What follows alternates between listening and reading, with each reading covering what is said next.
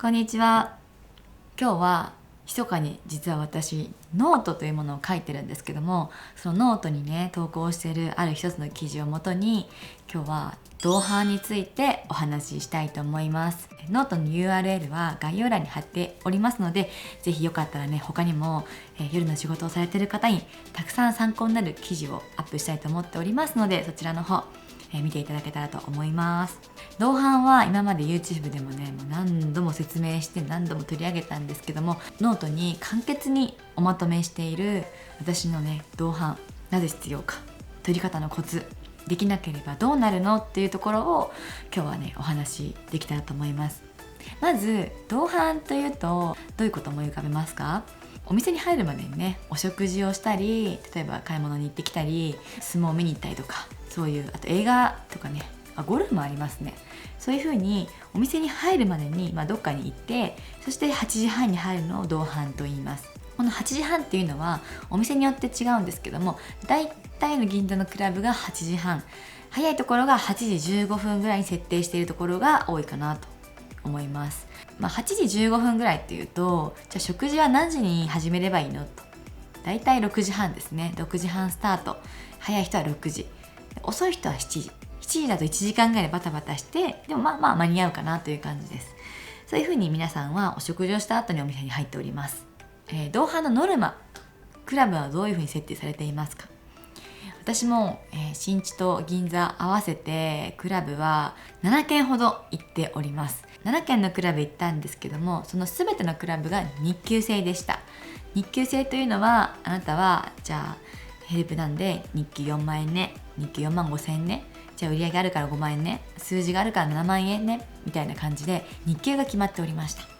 で、同伴のノルマは全てのお店で私は一律月5回でした。すごくね、5回って普通です。だいたい週3出勤の子とか週4出勤の子でお店と交渉すれば、4回のところもあるのかなと思うんですけども、クラブの同伴ノルマはだいたい皆さん月5回が目安になっております。1回できないと罰金が日給罰金といって、4回ならマイナス、私が日給がね4万円ならマイナス4万円、3回しかできないとマイナス8万円という風になっております。これは昔から続いているので、この10年以上ね仕事してますが、あまりこの流れは変わってないかなと思います。では同伴が取れないとどうなるか、結論から言うと、クビになるっていう話ですね。前回も同伴取れなければクビっていうね動画を上げたんですけども、この話はお仕事をされてないと、そういうのなんでそんな冷たいのとか厳しすぎるんじゃないのって思われるかもしれないんですけども、まずはこのお店の営業時間との関係があります。営業時間が大体のお店は8時からオープンしていて、終わりは大体12時から1時の間に終わります。で、8時半までに入ると、クラブのセット料金っていうのは1セット90分に設定されているので、だいたい8時半入店の方は10時ぐらいが1セットですね。でそこから30分いても1時間いてもそれは大丈夫なんですけども、だいたい昔の流れで言うと90分1セットという流れがあります。今あんまりね厳密に90分でじゃあチェックしてさよならっていう方は、そんなにはいらっしゃらないんですけども、2時間前後をね目安に滞在される方が多いです。その場合これがね9時半来店だとどうなるか。9時半来店だと1セットね90分終わるともう11時なんですね。でそこから11時からチェックしたり、そこのテーブル片付けたりね、お客様がお立ちになる時間も含めると次のお客様を入れるのが11時半以降になります。でそういった場合クラブの営業時間がだいたい12時から1時の間に終わるように設定されているので、もう11時半に入られるとそこから90分っていうねもう1時までカツカツなんですね。なのでお客様はあまり11時半とか12時からいらっしゃる方いなくて、だいたい皆さんは1軒行った後に移動されて10時半とか、10時ぐらいから10時半の間に入店される方がとても多いです。なので席のね回転率を考えると、その席が1日1回転しかしないか、それとも10時半に変わってそこからもう一組入れて2回転するかというふうに、これ結構重要なことなんで、そこは関わってきます。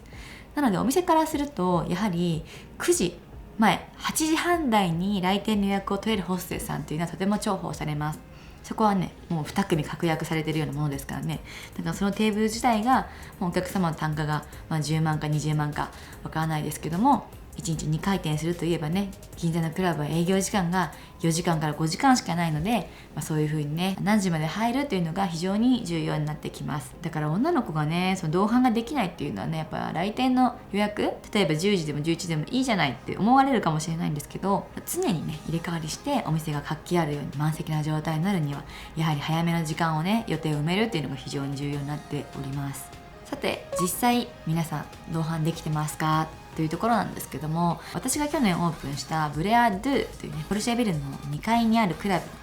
場合で見てみますと、オープンしてちょうど半年ですね、半年過ぎました。12月でね、6ヶ月で1月で6ヶ月過ぎたんですけども、この間ねミーティングがあって、発表しました。売上賞とね同伴賞をね、こう金一封賞金をつけてミーティングの時にお渡しするんですけれども、その際同伴賞8回以上取れた女の子がもう10人以上いましたね。在籍の半分ぐらいですかね、半分近くの人がもう同伴賞を取れているところです。そして同伴ノルマは5回なんですけども、ほぼほぼ達成できない子っていうのはあまりいないのかなと思っております。最初オープンした時はさすがに3ヶ月目ぐらいまではね、みんなお客さん持ってない子も多いですし、新人ばっかりだったのでもう本当に大変だったんですけども、半年になるともう全然普通のクラブと同じぐらい同伴賞みんな取れてますよっていうところに行きました。だから新人の方、クラブ未経験の方、銀座初めての方もそこのお店に合格さえすれば、あなたはうちでやってきますよ、すごく容姿も良いですしモチベーションも高いですし、あなたはホステスさんと採用されましたよって言われる方ですと、しっかり真面目にやってると同伴賞ぐらいは余裕で取れるんじゃないかなと私は思っております。同伴賞の中にもなんとお店の女の子の中にこの間パーフェクト同伴を達成した子がいました。出勤日数イコール同伴ですね。毎月20日出勤の人は20回同伴する。無遅刻無欠勤ですね。遅刻ダメです。そしてパーフェクトにね予定を詰めて同伴した方にパーフェクト賞を送らせてもらいました。すごいですね、素晴らしい。ちゃんと毎日ね計画的に予定を立ててるんだなと思いました。ではなぜ私は同伴が取れないんだろう、お店に勤めてるのに、あの子と何が違うんだろう。そこは私は日々送っている LINE とかメールとか電話の内容に違いがあるんじゃないかなと思います。ではそのメールとか電話のコツをお伝えします。これはノートにも書いてあるんですけども、まず NG はこういった感じでね送ってませんかと。ぜひお食事一緒に行きましょうとか、よかったら今度お食事に連れて行っていただけませんか。これで LINE がストップしていませんかというとこですね。昨日はありがとう〇〇さん、昨日はありがとうございました。ブレアの〇〇です。昨日はお越しいただき大変嬉しかったです。よかったら今度ぜひ私もお食事に連れてってください。この LINE すごくいただいたことがあるお客様も多いんじゃないかなと思うんですけども、これが一番の NG ですね。これは100人に送っても200人に送っても全く同伴にはつながりません。ではどういうものをアレンジしてね送ればいいのか。それはコツが3つあります。まず1つ目のコツは提案がある。2つ目のコツは気が利いている文章。3つ目のコツは自分との会話を覚えている。この3つです。1つ目の提案というのはよかったらお願いしますと言っていますが、もっと踏み込んで、最近日本酒の美味しい和食屋さんを見つけたのでよかったらぜひそちらに一緒に行きませんかとか、最近できた新しいお店があってそちらに行ったお姉さんがとても美味しいと言っていました。私も行ってみたいのでぜひ一緒に行きませんかとか、他にも大変予約が取りにくいお店があるそうですけども、そこが予約が取れました。よかったらぜひ一緒に行きませんか。そういった提案ですね。人任せにどこどこお願いしますっていうよりも、こういうとこ行きませんか、ああいうとこ行きませんか、こういった変わったところがありますよっていう提案力が非常にホステスさん大事じゃないかなと思います。お客様は私たちにとっては1対1ですけども、ホステスさんというくくりで見れば1対ね100、200っていう話ですね。お店の中だけでも連絡先を交換する方が10人とかね20人いて、他店に行けばまたそこでもうホステスさんがいて、で3軒4軒5軒行かれる方でしたらもうホステスさんの知り合いだらけになってしまいます。そこでどこのお店でも全部ね同伴ノルマはかかっているので、ご飯行きませんかっていうのはもう当たり前に毎日聞かれているような内容なんですね。そこで提案がない場合はまたこの子言ってるやっていうことでもう大多数っていうくくりになってしまいますので、一番大事なのはやはりその提案力ですね。ぜひぜひここに行きませんかと。でそこの場合さっき言った3番の会話を覚えているっていうのが非常に大事になってきます。以前お席で着いた時の会話、どこ行ってきたんですか、なんとかってご飯屋さん行きました。じゃあそのご飯屋さんってここにあってここの近所にこういうのあるらしいですよ、私も行ってみたいですとか、ここの近所のご飯屋さんが今度移転して銀座に来たんですけども私そこ行ってみたいんですとか、なんかそういうねあの時に会話した中からの広がりがある会話を一つすると良いかなと思います。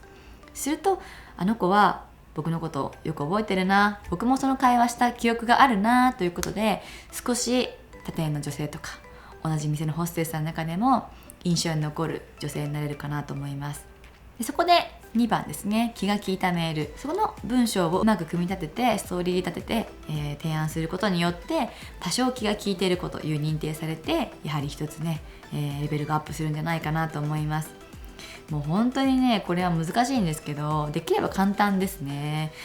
コツですねこれは。私のお店の女の子にもこういう会話すると、じゃあどっかその同伴で提案したいそのお店どっかいいとこ知りませんか教えてくださいっていうホステスさんいるんですけども、それねまたそれ違うんですよ。そのお店はあなたがちゃんとストーリーを作ってねってことを私は言いたいんですね。私が行ってるお店を紹介したところで全くストーリーなんかないですね。それよりもママが行ってるお店の系列店でここがありますよとか、ママが昔ホステスさんの頃によく行ってたお店が銀座のここだったんで私も行ってみたいですとか、そういう風にお客様にはなんかストーリーを作ってね提案してほしいと。ちょっと頭使ってくださいというところですよ。それが非常に大事になってきます。ということでね今回はね私のノートに書いてある記事をもう少しね前回の YouTube を踏まえ詳しくお話しさせていただきました。もう同伴できなければクビっていうのは、クビというか同伴ができないとまずいですよって感じですね。確実にクビになるではないです。ただ他の方が普通にできているのができてない状況はまずいなと思います。なのでね皆さんいろいろお仕事のねコツを私は時間ができればノートになるべくね書いて、こうアーカイブじゃないですけど流れないようにしてね、新人に入った子とかねこれから夜の仕事を務める女の子たちに見てもらえたらなと思っておりますので、ぜひぜひご参考にしてください。それではまた。